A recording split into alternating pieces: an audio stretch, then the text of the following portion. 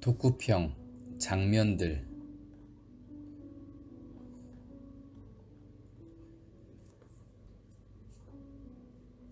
변하지 말라는 말에 대답하다. 그에게 내가 뭐라 대답했는지 정확하게 기억나지 않는다. 아마 이렇게 말했을 것이다. 나처럼 마음이 약한 사람은 잘 변하지 않는다. 변한다는 건 그때까지 자기 자신을 부정하는 것인데 그게 어디 쉬운 일인가. 나는 변한 다음 비난받는 것이 무서워서라도 잘 못 변한다. 즉흥적 질문의 어려움과 파장의 위험성. 낮에 속보를 진행하던 후배 기자가 단원고 생존자 학생에게 던진 질문이 하루 종일 비난의 대상이 되었다. 동료 학생이 숨진 것을 알고 있느냐는 것이었는데 당시 상황에서 부적절한 질문이 아니었느냐는 혼란이었다. 사과문을 쓰면서 나라면 어떻게 질문했을까 내내 생각했다. 그 후배는 매우 유능한 기자였는데도 아차하는 순간 그 질문이 나간 것이었으리라. 나라면 어땠을까? 머릿속에 어떤 질문이 떠올랐을 때 그것이 몰고 올 파장을 미리 예견한다는 것은 오랜 시간 질문을 업으로 해온 나에게도 쉬운 일이 아니었다. 나도 그래서 수없이 실수하고 비난받고 그랬던 것이다. 후배 기자는 한동안 그 트라우마에서 벗어나지 못했을 것이다. 그러나 어찌 보면 참사 첫날의 그 실수와 사과가 그 이후 세월호 참사를 보도하는 JTBC 뉴스의 나침판이 되어준 것인지 모르겠다. 기레기의 시초, 추측. 확언할 수는 없지만 내가 아는 한 기레기란 단어가 본격적으로 세간에 돌기 시작한 것은 세월호 참사 때부터였다. 그리고 아마 김중렬 씨가 인터뷰에서 주장한 내용이 그 단초 중 하나이지 않았을까 생각한다. 언론에 대한 불신은 세월호 참사를 내내 관통했다. 그리고 그 너머까지도. 다이빙벨이 구조작업을 방해했다는 것이다. 그러나 그 주장은 합리적이지도 상식적이지도 않으며 사실은 더더욱 아니다. 초기부터 완전히 실패했던 해경의 황망한 구조작업 상황에서 다이빙벨은 하나의 실패할 수도 있는 대안이었을 뿐이다. 지푸라기도 잡아야 하는 상황 아니었던가. 제한된 조건에서 작업을 시도했고 실패했고 철수한 것이 전부였다. 정치적 이유가 아니었다면 하나의 시도를 그토록 비난하고 깎아내릴 이유가 없어 보인다. 아름다운 팥빙수 약속. 7월 8일에 이호준 씨는 다른 동행들과 함께 경기도 안산 단원고를 떠나 도보 순례를 시작했던 차였다. 진도 팽목항까지 내려갔다가 다시 대전까지 올라오는 900km에 달하는 고통의 순례길이었다. 8월 15일 대전에서의 마지막 일정은 당시 한국을 방문한 프란치스코 교황의 미사에 참석하는 것으로 돼 있었다. 교황은 그날 성모 승천 대축일 미사를 대전에서 집전했다. 40일 가까이 900km를 걷는 강행군의 동행은 그의 딸 아르미와 같은 단원고의 희생자인 김웅기 군의 아버지 김학일 씨였다. 이들이 대장정에 나선 이유는 세월호 특별법을 제정해야 한다는 것과 희생자와 실종자들이 이대로 잊혀져선 안 된다는 것이었다. 그냥 걸은 것이 아니라 노란 리본들이 달린 십자가를 지고 가는 고행길이었다. 나는 이들이 순례길에 나서면서 말한 이유들보다 더 절박한 것이 있음을 알 것 같았다.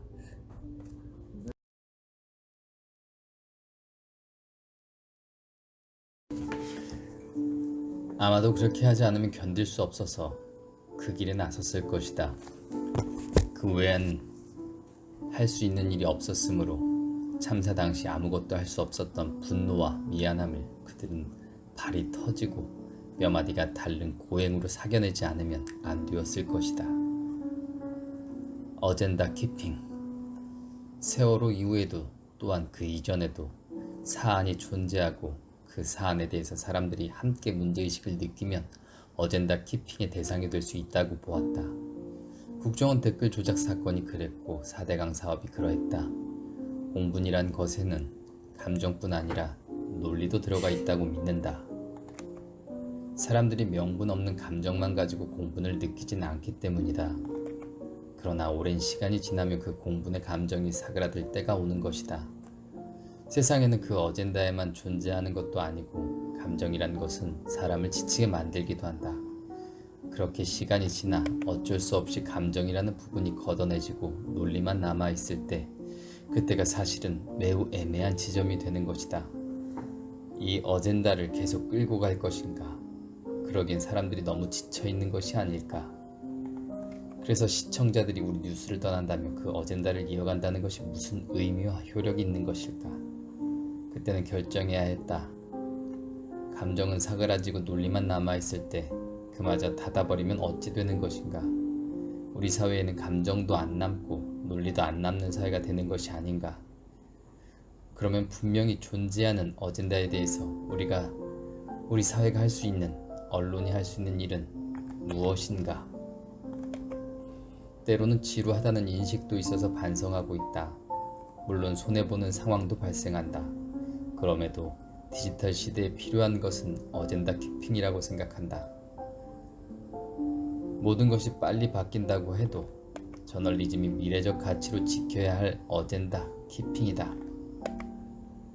내가 이름 지은, 나 이전에 누군가가 그런 개념과 명칭을 공표한 적이 있을 수도 있고, 만일 그렇다면 나는 흔쾌히 이 표현을 그에게 돌려드리겠다.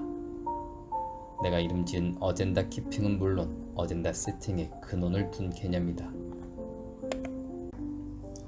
사회적 변화로 연결되지 못하는 경우, 첫째, 의제 설정의 주체인 미디어가 그것을 실현할 만한 영향력이 없는 경우이다. 가령 뉴욕타임스라면 그런 걱정이 별로 없을 것이다. 언론사 자체의 영향력이 그 사회 내에서 괄목할 지위에 있지 못하다면 어젠다 세팅의 효과는 떨어질 수밖에 없다. 둘째, 미디어가 어젠다 세팅을 해도 사회적 공감대가 떨어진다면 변화는 일어나지 않는다. 즉, 미디어가 의제를 설정할 때는 흔히들 무엇을 생각할지 보다는 무엇에 대해 생각할지를 목적으로 한다지만 공감대를 형성하지 못한다면 실패할 수밖에 없다. 셋째, 의제 설정을 가진 세력에 의해 보다 강력한 의자가 설정될 경우이다. 이것은 이른바 프레임 전략과도 통한다. 즉, 생각의 방향을 바꿈으로써 기존의 의제를 잊게 만들거나 다른 측면으로 생각하게 하는 경우이다. 넷째, 어젠다 자체가 갖는 힘이 시간이 지나면서 대중의 피로감 또는 무관심으로 소멸될 경우는 미디어는 더 이상의 역할을 하기 어려워진다는 것이다. 이것은 방송 뉴스의 경우 매우 현실적 제약이 되기도 한다. 고민의 필요성. 자칫 우리 보도가 센세이셔널리즘에 빠졌다는 비판이 나올 수도 있었다. 전화기를 붙든 채 고민의 시간이 길어졌다. 늘 선택의 시간을 겪어야 했지만 이번에는 더욱 어려웠다. 그러나 피해갈 수는 없는 일이었다. 그래서 내린 결론은 영상을 공개한다는 것이었다. 무엇보다도 전화기를 들고 온 아버지 박종대 씨가 원하는 일이었다. 그것이 아들의 죽음을 헛되지 않게 하는 일이라 생각했을 터였다. 그렇게 함으로써 당시의 상황을 알리고 진실에 가까워질 수 있다면 그런 고통은 참아내겠다 결심했을 것이었다. 다만 공개하는 방식에 대해선 다른 방안을 생각해냈다. 손석희의 보도 원칙 4가지. 내가 내세운 보도의 4가지 원칙, 즉 사실, 공정, 균형, 품위 중 마지막 것, 품위에 맞는가를 떠올려 보니 답이 잘 나오질 않았다. 언론윤리. 정유라의 소재를 현지 경찰에 신고하고 연행 과정을 보도한 것이 언론윤리에 어긋난다는 문제제기였다. 미디어 오늘에서 박상현 메디아티 이사의 글을 실은 이후 이튿날인 1월 4일까지 4개의 비평기사들이 나왔다. 박상현 이사는 나는 어제 저녁 JTBC가 언론계에서 돌이킬 수 없는 판도라의 상자를 열었다고 본다며 다소 강한 어조의 글을 시작했다. 기자는 사건을 보도만 할 뿐 개입하지 않는다는 원칙을 명백하게 어긴 것이며 그가 시민으로서 신고하기로 했다면 보도를 포기했어야 했다. 그리고 만약 보도하기로 마음먹었으면 끝까지 관찰자로 남아있어야 한다 라고 주장했다. 마지막으로 그는 비록 JTBC는 선한 의도로 문을 열었겠지만 문이 한번 열리면 그리로 쓰레기가 들어오는 것은 시간 문제다 라고 결론지었다. 그는 이런 참여자 대 관찰자 논쟁에 대표적으로 등장하는 케빈 카터의 퓰리처 수상작 굶주린 어린 아이와 이를 바라보는 독수리 사진을 예로 들기로 하고 2013년에 있었던 성재기 씨의 마포대교 투신 자살 사건을 소환하기로 했다.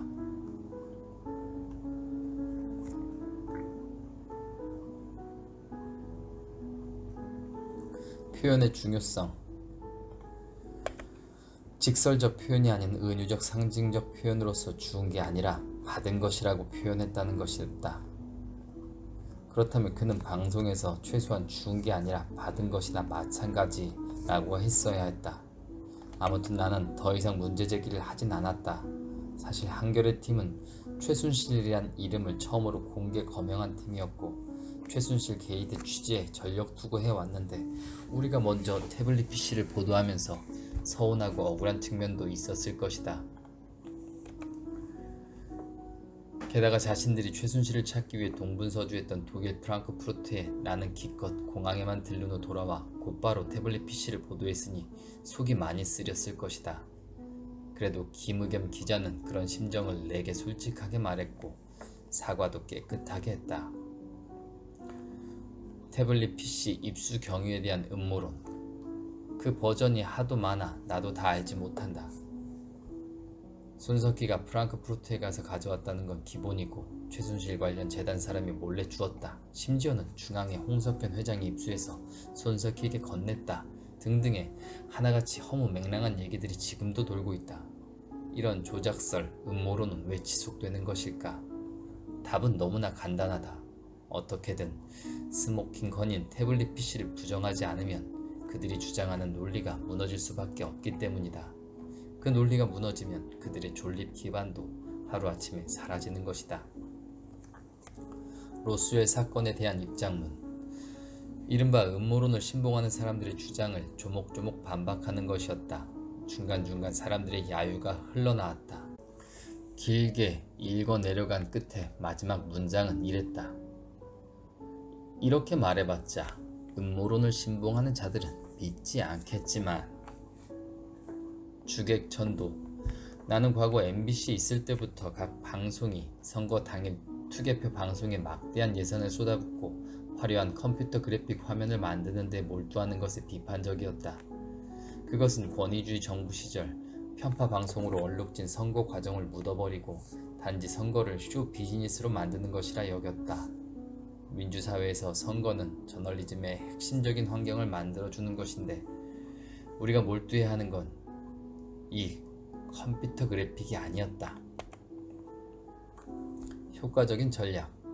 나의 전략은 선거 캠페인 기간 중에 지속적인 인터뷰와 토론, 선거 당일에 차별화된 패널 선정이었다. 이 과정에서 이슈를 파고드는 데 당사자 인터뷰만 한 것이 없었고 균형을 잡는 데 토론만큼 효과적인 것도 없었다. 역사적인 날 2018년 6월 12일은 트럼프 당시 미 대통령과 김정은 국방위원장이 싱가포르에서 회담한 날이다.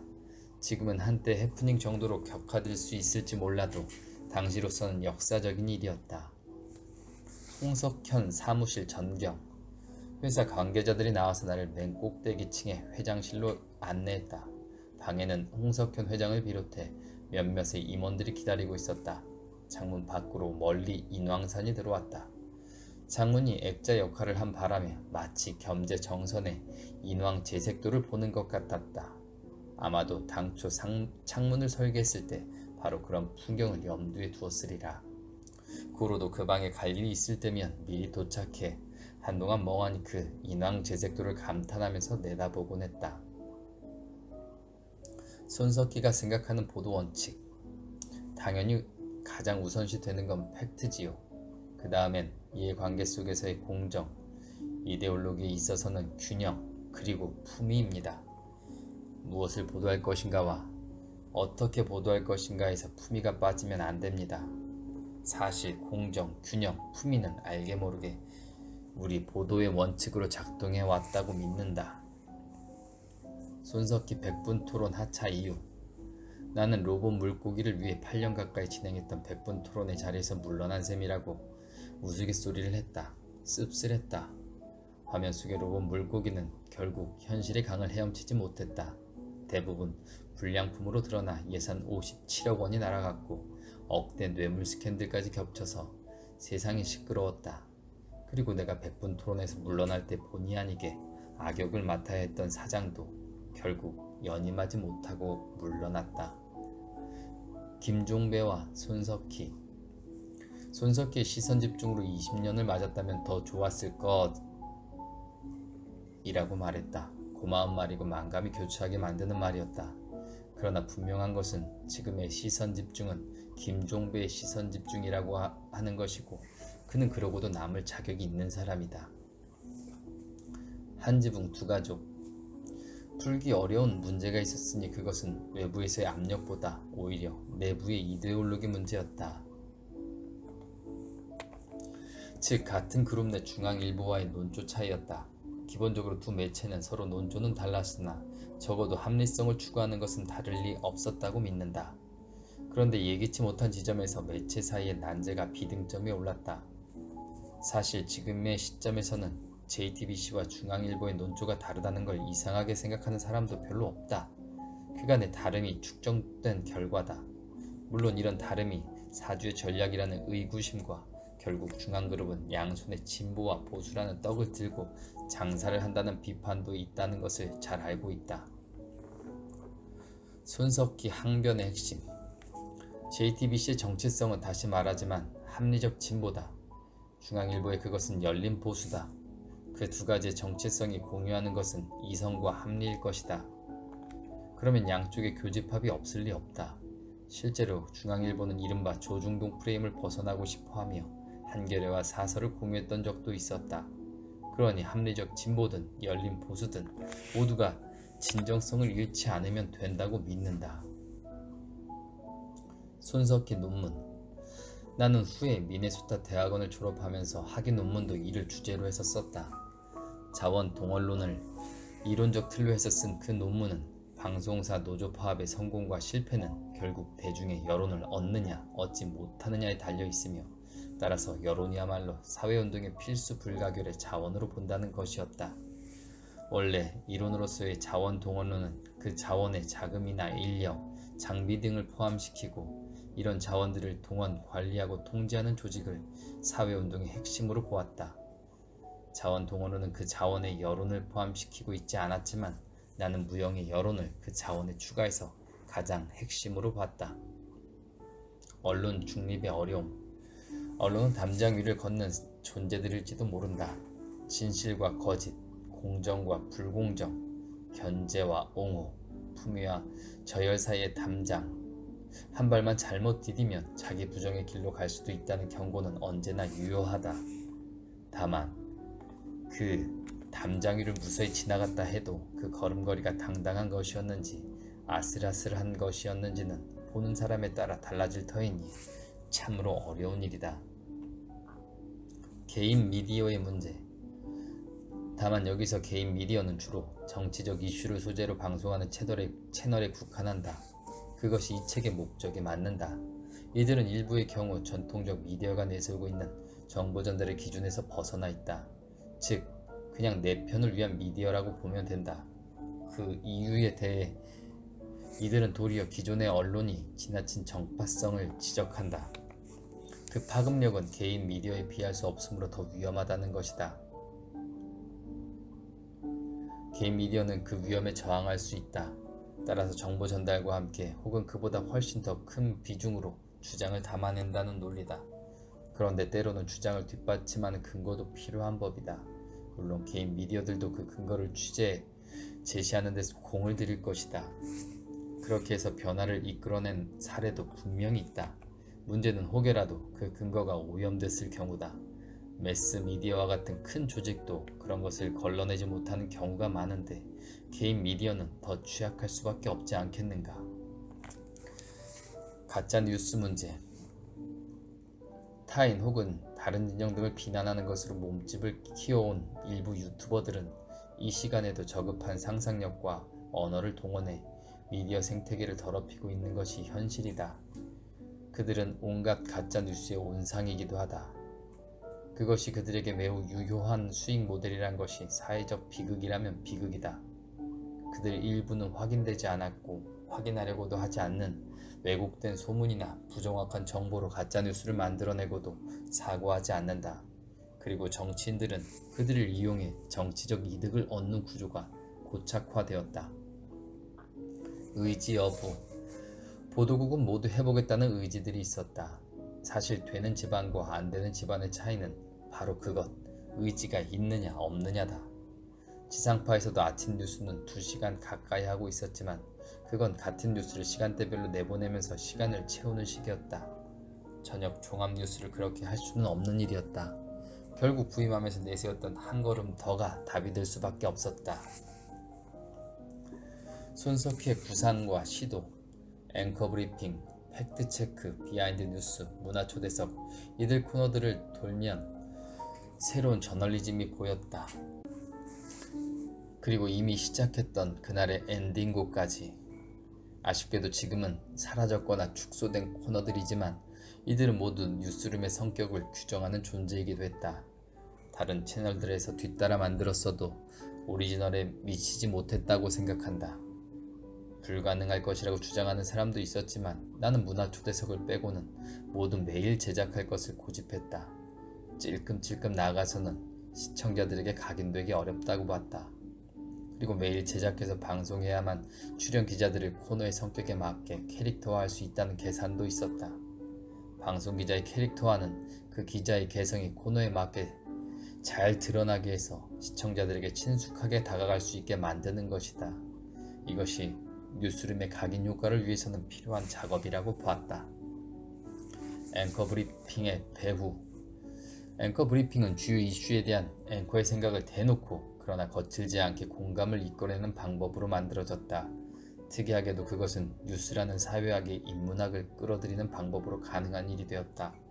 공감할 수 있는 혹은 임팩트를 줄 수 있는 원고와 그 원고를 살려내는 화면들, 그리고 이를 최종적으로 전하는 앵커의 퍼포먼스까지 모두가 조화롭지 않으면 안 되었다.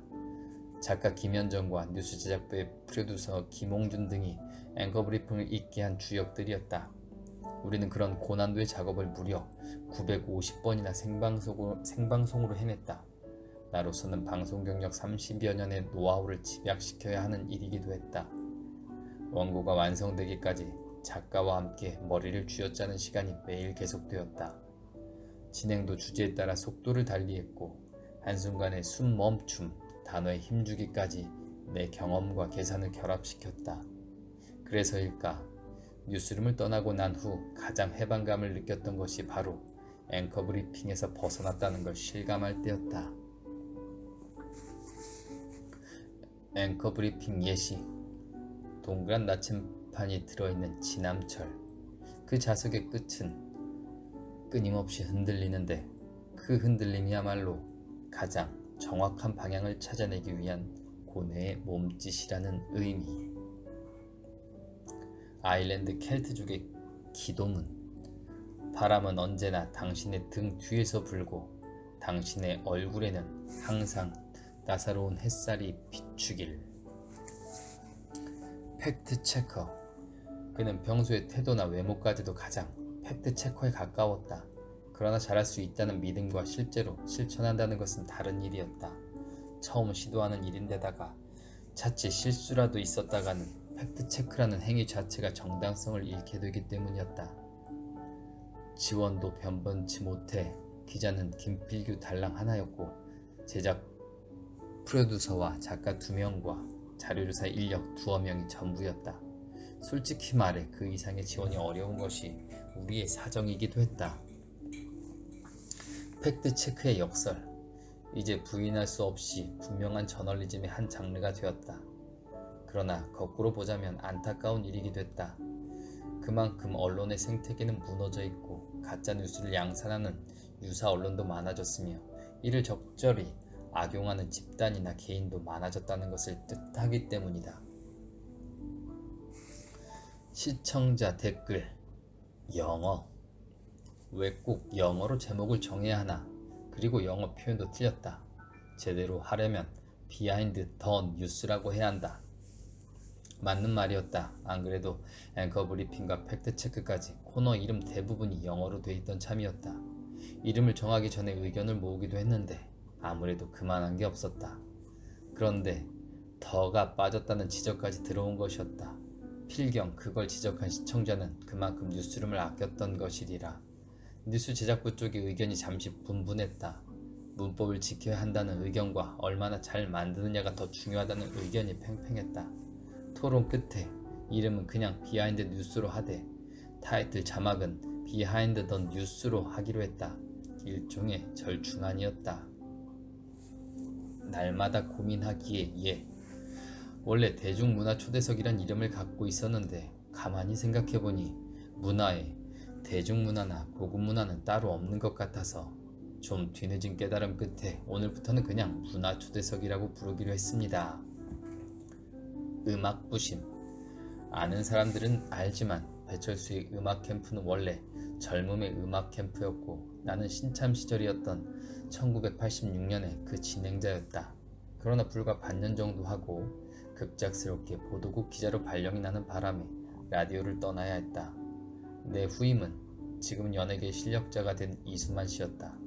그가 2년 좀 넘게 진행하던 프로를 배철수 씨가 물려받아 무려 30년 이상을 해오고 있는 것이다. 그러니까 나는 이래봬도 전직 음악 프로그램 DJ였고 그 본능은 그 후로도 가끔 발현되었다. 주로 내가 진행했던 손석희의 시선집중의 명절 특집에서였다. 국악하느니 대중가요 하느니 성악하느니 클래식 연주하는 이들이 시선집중의 스튜디오를 찾았다. 내내 골치 아픈 정치 인터뷰만 하다가 이들과 함께 진행하는 시간이 어찌 즐겁지 않았겠는가. 단독을 포기하다. JTBC 뉴스가 앞으로 자사의 단독 취재를 하더라도 뉴스 프로그램에서 단독이라는 표현을 쓰지 않는다. 언론사로서는 처음 있는 일이다. 그러나 반응은 별로 크지 않았다. 아까 말한 JTBC의 단독 버리기 보도자료도 미디어 전문지인 미디어스를 빼고는 아무 데서도 받아서 보도하지 않았다. 당연해 보였다. 어느 매체가 타사의 단독 폐지 선언을 선전해 주겠는가. 그리고 단독을 벌인 지 2년 8개월 만인 10월 6일에 결국 JTBC는 단독 표기를 부활시켰다.